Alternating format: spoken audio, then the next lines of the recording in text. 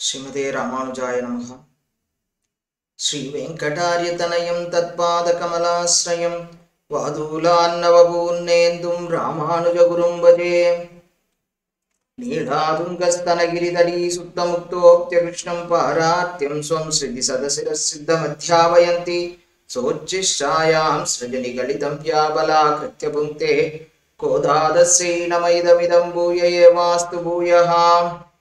श्री विष्णुचित्नकुलनन्दन कल्पवल्लीं श्रीरङ्गराज हरिचन्दन योगदृश्यां साक्षात् क्षमां करुणया कमलामिवान्यां கோதாமனன்யசரணௌ சரணம் பிரபத்யே. அஞ்சு குடிக்கொரு சந்ததியாய் ஆழ்வார்கள் தஞ்சையலை விஞ்சை நிற்கும் தன்மையலாய் பிஞ்சாய் பழுத்தாளை ஆண்டாளை பத்தியுடன் நாளும் வழுத்தாய் மனமே மகிழ்ந்து. திருப்பாவினுடைய 11வது பாசுரம் அற்புதமான மிகவும் முக்கியமான பாசுரம். கற்றுக்கரவை அப்படின்னு தொடங்கக்கூடிய இந்த பாசுரம் மேலோட்டமாக பார்க்கும்போது ஒரு சாதாரண பாசுரமாக தோன்றினாலும் இந்த பாசுரத்தில் மிகவும் அரிய பொக்கிஷ கருத்துக்களை ஆண்டாள் வெளிப்படுத்துகின்றாள். திருப்பாவினுடைய முதல் 5 பாசுரங்களில் எதை அடைய வேண்டும், என்ன உபகரணங்கள், இந்த மாதிரி சொல்லிட்டு 2வது 5 பாசுரங்களாக 2வது காட்சியை அமைத்தாள். அந்த 2வது 5 பாசுரங்களில் 2வது காட்சிகளில் 5 பெண்களை எழுப்பினாள். இப்பவும் 3வது காட்சியிலையும் 5 பெண்களை எழுப்ப போகின்றாள். அந்த 5 பெண்கள் யாவர், ஏன் ஆண்டாள் இவ்வாறு அமைத்தாள் அப்படிங்கிறது ரொம்பவும் ஆச்சரியமாக இருக்கிறது. இதுல பாத்தீங்கன்னா 5 பெண்கள் நம்முடைய ஐம்புலன்கள். இந்த ஐம்புலன்கள் உறங்கி கிடக்கின்றன. ஏற்கனவே நாம் என்ன பண்றோம், மாறி மாறி பலபிறப்பும் பிறந்து ஏதோ பண்ணிட்டே இருக்கோம். நம்மளுடைய தேகத்தையே நான் தான் என்று உணர்ந்து கொண்டு அந்த தேக சுகத்திற்காக பலவற்றை செய்கின்றோம். அந்த தேகத்தில் இருக்கக்கூடிய ஐம்புலன்கள், கண் உறங்குறதா, ஆமா ராத்திரியில தூங்குறோமே அப்படி இல்லை, அந்த உறக்கத்தை சொல்லவில்லை ஆண்டாள். என்ன சொல்றானா, பகவானை பார்க்கதற்காகத்தான் ஆழ்வார்கள்லாம் எப்படி பார்த்தா எம்பெருமானை அவனுடைய அழகை ரசித்தார்கள். அப்போ கண் படைத்த பயன் என்னன்னா எம்பெருமானை காண்பது. ஆனா நம்முடைய கண்ணோ எதையோ பார்க்கறது, எதை பார்க்காதன்னு நினைக்கணுமோ அதெல்லாம் பார்க்க தோன்றது, அப்படி இருக்கு. அப்போ அது கண்ணினுடைய உறக்கம். அடுத்ததா காது என்று படைத்த பயன் என்ன, பகவான் எம்பெருமானை பற்றி கேட்பது, உபன்யாசம் கேட்கறது, நாம சங்கீர்த்தனம் கேட்கறது. இப்படி காதில் நல்ல விஷயங்கள் எம்பெருமானை பற்றி கேட்காமல் எதையோ கேட்கறது, அது காதினுடைய உறக்கம். மூக்கு எம்பெருமான் சம்பந்தப்பட்ட திருவடி சம்பந்தப்பட்ட திருத்துழாய், துளசி அந்த மாதிரியான வாசனைகளை நுகர்தல். அது இல்லாம ஆனா மூக்குறது என்ன, நம்ம அது இல்லாம கேட்கறது வேற எதையோ வாசனைகளை விரும்புகின்றது, அது மூக்கினுடைய உறக்கம். நாக்குக்கும் உறக்கம் உண்டோ அப்படின்னா உண்டு. எம்பெருமானை பாடுவதற்காக, நாம சங்கீர்த்தனம் செய்வதற்காக, பல சத்விஷயங்களை பேசுவதற்காக இந்த நாக்கு வாய் படைக்கப்பட்டுள்ளது. அதுதான் அதனுடைய பயன். ஆனா எதையோ பேசணும், எத்தனை நாளை வேணாலும் பேசிட்டே இருக்கும். அடுத்ததா மெய், உடம்பு. இந்த உடம்பு எதற்காக படைக்கப்பட்டது அப்படின்னா எம்பெருமானுக்கு, பகவானுக்கு கைங்கரியம், பாகவதர்களுக்கும் சம்பந்தத்தில் இருத்தல், இப்படி இதற்காகத்தான் நம்முடைய உடலானது செயல்பட வேணும். ஆனா வேற எதிரையோ ஈடுபடுகிறது. அப்போது அவ்வாறெல்லாம் பண்ணும்போது என்ன ஆகும்னா அது உறக்கம், அந்தந்த புலன்களுடைய உறக்கம் எனப்படுகிறது. அப்போ அந்த உறக்கத்திலிருந்து எழுப்புகின்றாள் பிராட்டி. ஆண்டாள் பிராட்டி என்ன பண்றா, ஒவ்வொரு அவயவங்களா எழுப்புகின்றாள். இப்போ இந்த பாசுரத்தில் நோற்றுச்சுவர்க்கத்தில் என்ன அவள் எழுப்புகின்றாள், நம்முடைய காது. புற்றற வல்குல் அப்படின்னு ஒரு வார்த்தை, அந்த வார்த்தையை பயன்படுத்தி காது உறங்கக்கூடியது, ஏன் காது உறங்கி கொண்டிருக்கிறது, அந்த காதை எழுப்புகின்றாள். காது என்கிற அந்த தோழியை எழுப்புகின்றாள் அப்படிங்கிறது இது அழகாக இங்கு காட்டப்படுகிறது. இந்த தோழி இந்த பாடலில் இந்த பாசுரத்தில் இருக்கக்கூடிய அந்த தோழியானவள் எப்படிப்பட்டவள் அப்படிங்கிறத ஆச்சாரியர்கள் காட்டி கொடுக்கிறார். எப்படி இருக்கா அவ? எம்பெருமானை போலவே உயர்ந்த குடிபிறப்பு. அது மட்டும் இல்ல, ஊரே கொண்டாடுறது அந்த தோழிய. எப்படிப்பட்டவளாம் அந்த தோழி? எம்பெருமான் எப்படி ஒருத்தனாக இருக்கின்றானோ அந்த ஒருத்தனுக்கு சமமான ஒருத்தியாக விளங்குகின்றாளுகள். அவ என்ன சொல்றா? நான் எதற்கு நோன்பிருந்து எம்பெருமானை அடைய வேண்டும்? அவனை எதுக்கு அடையணும்? அவன் என்ன நோன்பிருந்து என்னை அடையட்டுமே அப்படின்னு சொல்லக்கூடிய அளவுக்கு அப்படி நினைக்கக்கூடிய அந்த பெண் பிள்ளையானவள் கோவலர்தம் பொற்கொடி. அது என்ன சொல்றா? யாருடைய பெண் அப்படின்னு சொல்லும்போது கோவலருடைய பொற்கொடி புற்றரவல்கள் புனமையில் செல்வ பெண்டாட்டி அப்படின்றதெல்லாம் பார்க்கும்போது எப்படி இணையானவள் எம்பெருமானுக்கு இணையாக இருக்கின்றாள் அப்படிங்கிறத ஆண்டாள் இந்த பாசுரத்தில் அந்த தோழியை பற்றி குறிப்பிடுகின்றாள். கற்றுக்கறவை கணங்கள் பல. கற்றுக்கறவை, கற்றுனா என்ன? கண்ணுக்குட்டியை கறந்தார். இது என்ன அபத்தமா இருக்கே, கண்ணுக்குட்டியை போய் கறக்க முடியுமா அப்படின்னு பார்க்கலாம். ஆனா கண்ணன பெருமான் இருக்கக்கூடிய இடத்தில் அனைவரும் இளமையாகத்தான் இருப்பார்கள். ஏன்னா எம்பெருமானுடைய சம்பந்தம் நமக்கு கிடைக்கிறது இல்லையா? எம்பெருமான் சம்பந்தம் கிடைத்தா என்ன ஆகும்? கண்டிப்பா இளமை ததும்பாதா? அனைவருமே என்ன பண்ணுவோம்? வயசே ஆகாது யாருக்கும். அப்போ எம்பெருமானுடைய சம்பந்தம், எம்பெருமான் சம்பந்தப்பட்டவைகளாக இருக்கும்போது, எம்பெருமானின் கிருபா பாத்திரத்திற்கு ஆளாகும் போது நாமும் இளமையாகவே திகழ்கின்றோம். அப்போ எம்பெருமானுடன் சம்பந்தத்துடன் தான் எப்போதும் இருக்க வேண்டும் அப்படிங்கிறது இது அழகாக தெளிவுபடுத்தப்படுகிறது. அகம் புனர் தேவகுமார ரூபம் அலங்கிருதம் தம சுதாமிருஜந்தம் நந்தாமி பஷ்யன்னபி தர்சனேன பவாமி திருஷ்டுவாச புனர் யுவேவ அப்படின்றது. அதாவது இதில் காட்டப்படும் கருத்து என்னன்னா, தசரத சக்கரவர்த்தி அவர் எப்படிப்பட்டவர்? கிட்டத்தட்ட 60,000 ஆண்டுகள் ஆண்டவர். அவர் ராமனுடைய திருவுருவம் எப்படி இருக்கிறது அப்படின்னு பார்த்தா அலங்கரிக்கப்பட்டிருக்கு, கம்பீரமா இருக்கு. அப்படிப்பட்ட அந்த ராமன் என்ன பண்றாரா? சுமந்திரனை கூப்பிடுறார், போய் ராமனை அழைத்து வாருங்கோ அப்படின்றார். ராமன் வருகிறான், தேவகுமாரனை போல இருக்கான், ஆபரணங்கள்லாம் அலங்கரிக்கப்பட்டிருக்கான், கம்பீரமா நடந்து வரான். அப்போ வரும்போது கிட்ட வரான். கிட்ட வந்ததுக்கு அப்புறம், சொல்லுங்க தந்தையை அழைத்தீர்களாமே அப்படின்னு ராமனை பெருமான் கேட்கின்றான் தசரத சக்கரவர்த்தியை பார்த்து. அவர் என்ன சொன்னார்? சரி சரி நீ போலாம் அப்படிங்கிறார். ராமன் போறான். திரும்பி கடைசியில போகும்போது மறுபடியும் கூப்பிடுறார், இங்க வா அப்படிங்கிறார். இந்த மாதிரியே வா போன்னு சொல்லிட்டே இருக்காராம். இப்படி சொன்னதுனால அவருக்கு என்ன ஆச்சு அப்படின்னா, அவர் ரொம்ப இளமை ஆயிட்டாராம். ராமனை பார்க்க அவனுடன் சம்பந்தத்தை ஏற்படுத்த அவனுடைய கண்ணுல பட்டுட்டே இருக்கும்போது அவருக்கு இளமையாகி விட்டார். 60,000 ஆண்டுகள் இருந்தவர் இளமையாக மாறிவிட்டார் அப்படிங்கிறது இந்த வாக்கியங்கள். இதுல அந்த வாக்கியமானது நந்தாமி பஷ்யன்னபி தர்சனேன, நெஞ்சாலேயே நினைச்சிட்டு இருக்கார். அந்த நினைக்க ஒரு ஆனந்தம் பெருகுகின்றது. இன்னொரு வாக்கியம் திருஷ்டுவாச்ச புனர்யுவேவ, இப்படி அந்த கண் வந்து எம்பெருமான் மேல படுறதான் கண் திருஷ்டி, தன்னுடைய பார்வை அங்கு படுகிறது. பட்டதுனால என்னாது? வாலிபனாக மாறுகின்றார். அப்படி வாலிபன் ஆகக்கூடியவர். இப்படி எம்பெருமானுடைய சம்பந்தம், எம்பெருமான பார்த்தாவே யுவதியா ஆயிடணுமா? அப்படி இருக்கும்போது அந்த ஆயர்பாடியில் உள்ள கன்றுகள் எப்படி இருக்கும்? அதுவும் கண்ணுக்குட்டிலாம் எப்பவுமே எம்பெருமானுடைய சேர்ந்து இருக்குது. அது பிரிஞ்சு இருக்கா? பிரியறதே கிடையாது. அங்க இருந்த இன்னும் ஒரு இடத்துல சொல்றா, எம்பெருமானுக்கு அந்த ஆட்சியர்களை பிடிக்கும். ஏன் ஆட்சியர்களை பிடிக்கும்னா, அந்த ஆட்சியர்கள் சுவாதந்திரியம் அற்றவர்கள். ஏன்னா சுவாதந்திரியம் அங்க இருக்கக்கூடிய அந்த மக்களை விட எம்பெருமானுக்கு சுவாதந்திரியம் அற்றவர்களை பிடிக்கும். ஆனா அவர்களை விடையும் ஆட்சிமார்களை ரொம்ப பிடிக்குமா? அந்த ஆட்சிமார்களையும் விட ஆயர்குல சிறுமிகளை மிகவும் பிடிக்கும். ஆயர்குல சிறுமிகளை காட்டிலும் எம்பெருமான் அந்த ஆயர்பாடியில் இருக்கக்கூடிய பசுக்களிடம் மிகுந்த பிரியம் கொண்டிருந்தார். எப்பவுமே அவரை சுத்தி வந்துட்டு இருக்கும் அந்த பசுக்கள்லாம். இவரும் தடவை கொடுத்துட்டு இருப்பார், புல்லாங்குழல் வாசிட்டு இருப்பார்.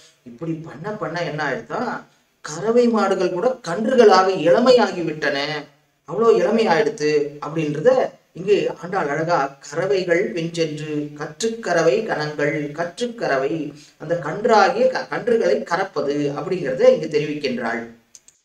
திவத்திலும் பசுநிற மேய்ப்புவத்தி செங்கனிவாய் எங்களாயர் தேவே. என்ன பண்ணா எம்பெருமான் அந்த கன்றுகளோடது அந்த கன்று மேய்த்திணிந்து உகந்த காளா என்னும் அப்படின்னு ஆழ்வார்கள் பாடுற மாதிரி எல்லா இடத்துலையும் பசுக்களோடே இருந்தான். அப்போ பசுக்களோட இருக்கும்போது இந்த பசுக்கள் எளிமையாயின. அதனாலதான் கற்றுக்கறவை, அப்படிப்பட்ட பசுக்களை கறந்த. யாரு கறந்த? கணங்கள் பல. இப்படி பசு ஒண்ணு இல்ல ரெண்டு இல்லையா, கணங்கள் பல. அப்படின்னா என்ன? பல பசுக்கள் கூட இல்ல, அந்த பல பசுக்கள் கொண்ட கூட்டம். அந்த கூட்டம் கணக்கற்று இருக்கின்றன. எக்கச்சக்கமான கூட்டமா இருக்கு. பசுக்களை என்றது இல்லை, அந்த கூட்டங்களையே எண்ண முடியல. அப்படிப்பட்ட கணங்கள் பல இருந்தது. எண்ணில் பல்குணங்கள் அப்படின்றத ஆழ்வார் குணங்களை பத்தி எண்ணவே முடியாத குணங்களாக இருந்தது, அவ்வளவு அதிகமாக இருந்தது. ராஜா தசரதோ நாம ரத குஞ்சரவாதினமா அப்படின்னு சொல்றான். அதாவது பலவித சேனைகள் எண்ண முடியாத அளவுக்கு இருந்தான். எம்பெருமானுக்கும் ஆழ்வார் பாடுறார் இல்லையா, பல பலவே ஆபரணம் பேரும் பலபலவே பலபலவே சோதி வடிவு பெண்பண்ணில் பலபல கண்டுண்டு கேட்டுற்று மோந்துன்பம் பலபலவே ஞானமும் பாம்பனை மேலார்க்கேயோ அப்படின்னு ஆழ்வார் சொல்ற மாதிரி அவருடைய நாமங்கள் அதாவது குணங்கள் கூட்டங்கள், அந்த குணத்தினுடைய கூட்டங்கள் பல பல இருந்தன. அப்படி அந்த குணகணாம் அப்படிங்கிற எம்பெருமானார் சரணாகதி கத்தியம் அனுஷ்டிக்கிறார். அப்போ எம்பெருமானுடைய குணங்களை எல்லாம் சொல்லிக்கொண்டே வந்தவர். அந்த மாதிரியான குணக்கூட்டங்கள் கல்யாண குணகணாம் அப்படிங்கிறார். அவர் பாடும்போது பகவான் நாராயண அபிமத அனுரூப ஸ்வரூப ரூப குண விபவ ஐஸ்வர்ய சீலாதி அனவதிக அதிசய அசங்கேய கல்யாண குணகணாம் பத்மவனாலயாம் பகவதீம் ஸ்ரீயம் தேவீம் நித்ய அனபாயினீம் நிரவத்யாம் தேவதேவ திவ்ய மகிஷீம் அகில ஜெகன்மாதரம் அஸ்மின் மாதரம் அச்சரண்ய சரண்யாம் அனன்ய சரண்ய சரணம் அகம் பிரபத்தியே அப்படின்னு சரணாகதி கத்தியத்துல சொல்லும்போது அழகாக பல குணங்களை சொல்லுகின்றார். அப்படிப்பட்ட குணங்கள் எல்லாம் சொல்லிட்டே வந்தவர். இந்த மாதிரி எண்ண முடியாத குண கூட்டங்களை கொண்டிருக்கின்றவர் அப்படின்னு எம்பெருமானை குறிப்பிடுகின்றார். அதைத்தான் இந்த ஆண்டாள் எம்பெருமானார் எதிலிருந்து எடுத்தார்? இந்த கற்றுக்கறவை கணங்கள் இந்த பாசுரத்தில் இருந்தான். ஏன்னா அவரே யாரு? திருப்பாவை ஜீயர். திருப்பாவைக்கு அவ்வளவு முக்கியத்துவம். ஏன்னா வேத கருத்துக்கள், வேதம் அனைத்திற்கும் வித்துன்னு சொல்றது எதனாலனா இந்த மாதிரியான விஷயங்கள். வேதத்தில் சொல்லப்பட்ட அனைத்து கருத்துக்களையும் சுருக்கமாக ஒரு விதையாக பீஜமாக ஆண்டாள் இந்த 30 பாசுரங்களில் கொடுத்திருக்கின்றாள். அதுதான் எப்படி எம்பெருமானானவன் பல குண கணங்களினுடைய கூட்டம், அந்த குணக்கூட்டங்கள் எண்ணி கணக்கிலடங்கா குணக்கூட்டம், அப்படி இருக்கக்கூடிய குணங்களை கொண்டுள்ளவன் தான் எம்பெருமான் அப்படின்னு எப்படி ராமானுஜர் சாதித்தார் போலே இங்கு ஆண்டாள் அதற்கு என்ன சொல்லுகின்றார்? கற்று கறவை கணங்கள் பல. எப்படி கன்றுகளாக இருக்கக்கூடிய கறவை மாடுகள் அந்த கூட்டங்கள் பல இருந்தன. அந்த பல கூட்டங்களை என்ன பண்ண பல கறந்து என்ன பண்றாராம்? இப்போ எல்லாம் தோழியினுடைய தந்தையை பற்றி சொல்லி அந்த தந்தையினுடைய பெண்ணேன்னு சொல்ல போற. என்ன சொல்றா? கற்றுக்கறவை கணங்கள் பல கறந்து. எப்படி இருக்காராம் அப்பா? ரொம்ப கர்மயோகியா இருக்காராம். என்னது கர்மயோகி அப்படின்னு பார்த்தா, போன பாசுரத்துல என்ன சொன்னா? எம்பெருமானே எல்லாம் பார்த்துப்பான், அவனுடைய சொத்து நாம் அப்படின்னு சொல்லிட்டா சரணாகதியின் அனுஷ்டித்து விட்டால் எல்லாவற்றையும் எம்பெருமான் பார்த்து கொள்ளுகிறான், அவன் மோட்சத்தையே அருளி விடுகிறான். அப்ப என்ன பண்ணுவோம் நம்ம எல்லாம்? சரணாகதின்னு சொல்லிட்டு அவன் எதனா பண்ணட்டும், நான் அமைதியா இருக்கேன் அப்படின்னு விட்டுடலாமான்னா விட்டுடக்கூடாது. அதுதான் இந்த பாசுரத்தில் ஆண்டாள் அழகாக உடனே அதுக்கு அடுத்த பாசத்திலேயே வச்சா, சரணாகதி அனுஷ்டித்தாலும் அதன் பிறகு செய்யக்கூடிய செயல்கள் எம்பெருமானின் உகப்புக்காக, எம்பெருமானுக்காக நான் எம்பெருமானுடைய கைங்கரியத்தினை பண்ணுகின்றேன் அப்படிங்கிற அந்த எண்ணத்தோடே அந்த செய்யப்படக்கூடிய வேலைகளை மேலும் ஸ்ரத்தையுடன் செய்ய வேணும். இன்னும் நிறைய ஸ்ரத்தையோட எம்பெருமான் உகப்புக்காக நான் செய்கின்றேன் அப்படிங்கிறத உணர்ந்து சரணாகதிக்கு பிறகு நாம் செய்ய வேணும் அப்படிங்கிறது தான் இந்த பாசுரத்தில் அழகாக எடுத்து காட்டுகின்றாள். செற்றார் திரளழிய சென்னு செரு செய்யும். செற்றார்னா என்ன? விரோதிகள். விரோதிகளுடைய அந்த மிடுக்கு அழியும்படியாக அவருடைய இடத்திற்கே சென்று அவர்கள் விடுக்கை அழிக்கக்கூடிய யாரு இந்த தொழிலுடைய தந்தையை பத்தி சொல்றார். எப்படி இருக்குமா அவர் அந்த செற்றார் திரளடிய, அதாவது எப்படி எதிரிகள் இருக்க முடியும்? ஆமா, எதிரிகள்லாம் இல்லாமதான் இருந்தாலாம். எப்போ கண்ணன் பெருமான அவதாரம் எடுத்தாரோ நிறைய எதிரிகள். ஏன்னா கம்சன் முதலானவர், கம்சன் என்ன பண்ணான், நிறைய எதிரிகள், பூத்தனா, சகடாசுரன், விளம்பாசுரன், வஸ்தாசுரன் அப்படின்னு ஒரு லிஸ்டே பெரிய லிஸ்ட் போடலாம். அந்த அளவுக்கு நிறைய அசுரர்களை கொண்டு அனுப்பி கொண்டே இருந்தான். அப்போ அவன் அவதாரம் எடுத்த பிறகு நிறைய விரோதிகள். ஏன் அவன் கண்ணன் பெருமானை அழிக்க வந்தவர்கள் இந்த தந்தைக்கு எப்படி விரோதிகள் ஆனான்னா, எப்பவுமே இது உண்மை. என்ன உண்மை? யாரெல்லாம் எம்பெருமானுக்கு விரோதியோ நமக்கும் விரோதி, அடியவர்களுக்கும் அவர்கள் விரோதிகள் தான். அதே மாதிரி எம்பெருமான் எப்படி பார்க்கிறான்னா, அடியவர்களுக்கு யாராவது தீங்கு செய்கின்றார்கள் என்றால் அவர்களை தன்னுடைய விரோதியாக கருதுகின்றான். அப்படிப்பட்ட விரோதி, அந்த விரோதியினுடைய மிடுக்கை அழியக்கூடிய, அவனுடைய இடத்திற்கே சென்று அழிக்கக்கூடியவர் இந்த தொழிலுடைய தந்தை. ஆழ்வார்கள் அழகா சொல்றார், தீய புத்தி கஞ்சன் சாதுசனத்தை நலியும் கஞ்சன். அதாவது இந்த அடியவர்களை இம்சிக்கக்கூடியவர்கள் எல்லாம் எம்பெருமானுக்கு விரோதிகளாக இருக்கின்றார்கள். அதுதான் அங்கதன் சொல்லும்போது, எப்போ பீஷ்ணன் வந்தானோ சரணடைய, எம்பெருமானை சரணடைய, ராமன் எம்பெருமானை சரணடைய வருகின்றான். அப்ப சொல்றான், அது யாருன்னா அது சத்ருவிடமிருந்து வந்தவன். அது யாரு சத்ரு அப்படின்னா ராவணன். ஏதாவது வானரங்களுக்கும் ராவணனுக்கும் ஏதாவது விரோதம் இருந்ததானா? இல்லவே இல்லை. எப்படி அந்த விரோதம் வந்தது? எதற்காக ராவணனை அழிக்க இந்த வானரங்கள்லாம் புறப்பட்டன அப்படின்னு பார்க்கும்போது, எம்பெருமானுடைய எதிரி அடியவர்களின் எதிரியாக இருக்கின்றான். அதனாலதான் வானரங்கள் எல்லாம் சேர்ந்து என்ன பண்ண, ராவணனுக்கு எதிராக போரிட்டன அப்படிங்கிறது அழகாக ராமாயணத்தில் நமக்கு காட்டப்படுகிறது.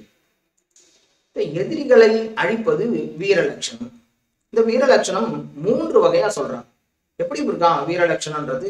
அதம வீரலட்சணம். அதம வீரலட்சணம்னா என்ன அப்படின்னு பார்த்தா, அதாவது எதிரி வரான், எதிரியை நம்மள போர் புரியறதுக்கு வரான். வரும்போது என்ன, எதிர்த்து போர் புரியாமல் அவனோட காலிலேயே விழுந்துடுறது. அப்பா நீ பார்த்து ஏதாவது பொண்ணு, நான் உங்ககிட்ட போரெல்லாம் புரிய மாட்டேன் அப்படின்னு பண்ணா அது அதம வீர லட்சணம். சரி வந்துட்டானா போர் புரிவோம் அப்படின்னு இருந்தா அது மத்தியம வீர லட்சணம். இன்னொன்னு எதிரிகள் இங்க வரவே வேண்டாம், நானே அவருடைய இடத்திற்கு சென்று, எதிரிகளின் இடத்திற்கு சென்று அங்க அவன் நலியும்படி பண்றேன் அப்படின்னா அதுதான் உத்தம வீர லட்சணம். உத்தமமான வீர லட்சணம் அப்படின்றது நமக்கு சாஸ்திரங்கள் காட்டுகிறது. எம்பெருமானவன் எப்படி இருந்தான்னா, அந்த சத்துருக்களுடைய இடத்திற்கே சென்று போரிட்டு அவர்களை மாய்ப்பவனாக இருந்தான். என்ன பண்ணா ராவணனா இங்க வந்தான். ராவணனுடைய இடத்திற்கே எம்பெருமான் சென்று, அதுவும் சேது கரையெல்லாம் கட்டிட்டு போய் அங்க போய் அவனை போரிட்டு அவனை ஜெயித்துதான் பிராட்டியை மீட்டுட்டு வர்றார். அதுதான் சொல்றா, அபியாதா பிரகத்தாச்ச சேனா நய விசாரதா. இப்படிப்பட்டவர் ராமன் சத்துருக்களை படையெடுத்து சென்று போர் புரிபவராகவும் சேனைகளை அணி வகுப்பதில் ஒரு சமர்த்தராகவும் விளங்கினான் அப்படின்ற ஆழ்வார்கள் சொல்லும்போது, சென்று கொன்று வென்றி அப்படிங்கிறார். அப்படிப்பட்டவர் குற்றம் ஒன்றில்லாதவரா இருந்தாராம். எப்படி போர்க்களத்துல குற்றம் இல்லாமல் எப்படி இருப்பதுன்னா, எதெல்லாம் குற்றம்? போர் நியதிப்படி போர் புரியவில்லை என்றால் அது குற்றம். அங்க யாரோ எதிரிகள் வரா, எதிரிகள் நான் சண்டை போட மாட்டேன்னு இருந்தா அது குற்றம். அவன் புறமுதுகிட்டு ஓடினால் குற்றம். பெண்களை அடித்தால் குற்றம். அது நேரம் இருக்கு, எந்த நேரத்துல போர் புரியணும், அந்த நேரத்திற்கு அப்பாற்பட்டு போர் புரிந்தால் குற்றம். இப்படி எந்தவித குற்றமுமே இல்லாம, குற்றம் ஒன்றில்லாத, அப்படிப்பட்ட குற்றமே செய்யாதவன், அந்த போர்க்களத்தில் குற்றமே இல்லாதவனாக இருக்கக்கூடியவனுடைய எம்பெருமான் அப்படி குற்றம் இல்லாதவனா அப்படின்னு நிறைய இடத்துல காட்டப்படுறது. எப்படி பக்தர்களுடைய குற்றங்கள் என்ன பண்றோம், நாம குற்றம் குன்றளவு செய்யறோம். ஆனா அவன் என்ன பண்ணான், குன்றடைய குற்றம் செய்யணும் குணம் கொள்ளும்னு அந்த குற்றத்திலேயே ஏதாவது ஒரு குணம் இருக்குமா, அந்த குணத்தை எடுத்துக்கிறேன்றான். தன்னடியார் திறத்தகத்து தாமரையால் ஆகிலும் சிதகுரைக்கு மேல் என்னடியார் அது செய்தாரையன் நன்னு செய்தார் என்பர் போலும். சீதா பிராட்டி அசோகவனத்துல இருக்கா.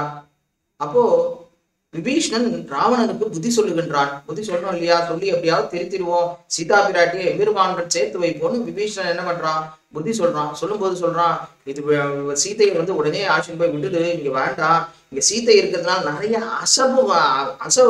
அதாவது கெட்ட இதெல்லாம் நடக்கிறது, அந்த மாதிரியான நமக்கு கெட்ட குணங்கள்லாம் தெரியுது, அங்க பார்க்கும்போதே தெரியுது, கெட்ட கெட்ட வார்த்தை, கெட்ட கெட்ட நிகழ்ச்சிகள்லாம் நடக்கிறது அப்படிங்கிறான்.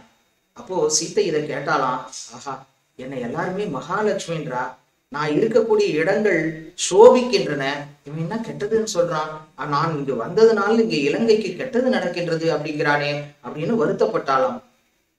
வருத்தப்பட்டதுக்கு அப்புறம் எம்பெருமான் எல்லாம் போர்லாம் யுத்தம்லாம் ஆயிடுத்து. யுத்தம் ஆனதுக்கு பிறகு சீத்தை ராமனிடம் சொன்னாலாம்.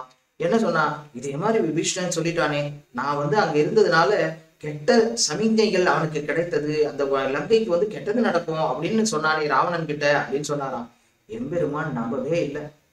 இத ஆழ்வார் அழகா இங்க சொல்றார், நீ தன் அடியார் திறத்தகத்து தாமரையால் ஆகினும் என் பிராட்டியே சொன்னாலும் சரி, சிதகுரைக்கு மேல் என்னடியார் அது செய்தார், என் அடியவர்கள் என்ன பண்ண மாட்டா, இதே மாதிரி செய்யவே மாட்டா, இந்த மாதிரி பொய் உரைக்க மாட்டார்கள் அப்படின்னு செய்தாரே நன்னு, அப்படி ஏதாவது செஞ்சிருந்தா அது நல்லதுக்காக தான் இருக்கும் அப்படின்னுட்டாரா எம்பெருமான். எப்படி பாருங்க, குற்றமே செஞ்சாலும் அதுல இருக்கக்கூடிய குணங்களை கொள்ளக்கூடியவன், அதுதான் எம்பெருமான். அதனால்தான் குற்றமற்றவன், குற்றமற்ற அப்படிங்கிறத இங்கு ஆண்டாள் அழகாக பயன்படுத்துகிறாள். கோவலர்தம் பொற்கொடியே, இப்படி குற்றமே இல்லாத அந்த கோவலனுடைய, அதாவது மாடு மேய்ப்பவனுடைய கோபாலனுடைய குமாரத்தியே அப்படின்னு சொல்றான். இத்தனை தடவை இவ்வளவு வாக்கியங்கள் சொன்னது யாருன்னா இந்த தோழியினுடைய தந்தையை பற்றி சொன்னாள். கற்று கறவை கணங்கள் பல கறந்து செற்றார் திரளடிய சென்று செரு செய்யும் குற்றம் ஒன்றில்லாத கோவலர்தம் பொற்கொடியே. இந்த தோழியானவள் யாருடைய குமாரத்தி அப்படின்னு சொல்லும்போது, கற்றுக்கறவை கன்றுகளான அந்த பசுக்களை கறப்பவனாகவும், கற்றுக்கறவை கணங்கள் எப்படி எண்ண முடியாத கணங்களை கறக்கக்கூடிய கற்றுக்கறவை கணங்கள் பல கறந்து செற்றார் திரளுடைய சென்று செரிச்சையும், எதிரிகள் இடத்திலே போய் அவர்களை வெற்றி கொள்ளக்கூடிய செற்றார் செரிச்சையும் குற்றமன்றில்லாத கோவலருடைய பொற்கொடி, குற்றமே இல்லாத அவருடைய பொற்கொடியாக இருக்கக்கூடியவளே அப்படின்னு சொல்றான். அப்போ இங்கு பொற்கொடி அப்படிங்கிற ஒரு வார்த்தையை அழகாக ஆண்டாள் பயன்படுத்துகிறார். யார் அந்த பொற்கொடி? பொற்கொடினா என்ன? ஆழ்வார்கள் இந்த பொற்கொடி எல்லாம் சொல்லும்போது, கோல் தேடி ஓடும் கொழுந்தே போன்றதே மால் தேடி ஓடும் மனம் அப்படின்னு பூதத்தாழ்வார் அழகா சொல்றார். ஒரு கொடின்றது என்ன, தனியா இருக்காது, அதுக்கு ஒரு கொம்பு வேணும், அந்த கொம்புல தான் படணும். அதுதானே இங்க கோதாஸ்பதியில சொல்லும்போது கூட அழகா சொன்னார் தேசிகர். ஸ்ரீ விஷ்ணு சித்த குலநந்தன கல்பவல்லியும் ஸ்ரீ ரங்கராஜ ஹரிச்சந்தன யோக திருஷ்யாம் சாட்சாத் க்ஷமாம் கருணையா கமலாமிவான்யாம் கோதாமனன்ய சரணம் சரணம் பிரபத்தியே.